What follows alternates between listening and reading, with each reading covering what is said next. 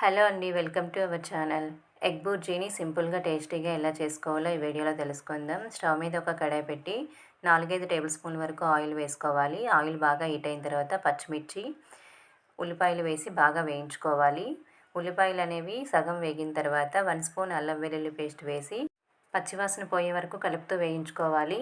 తర్వాత ఇందులో 2 medium size టమాటాలను చిన్న ముక్కలుగా కోసి వేసి వేయించుకోవాలి. అలాగే కరివేపాకును కూడా వేసి టమాటాలు మెత్తగా సాఫ్ట్గా అయ్యే వరకు మగ్గించుకోవాలి. ఇందులో తగినంత ఉప్పు, అలాగే రుచికి సరిపడినంత కారము, 1 స్పూన్ వరకు పసుపును వేసి బాగా కలుపుకోవాలి. మూత పెట్టుకొని ఒక 2, 3 నిమిషాల పాటు టమాటాలు మెత్తగా అయ్యే వరకు మగ్గించుకోవాలి.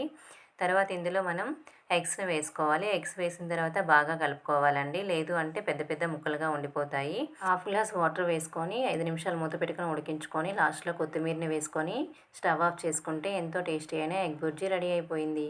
Thank you.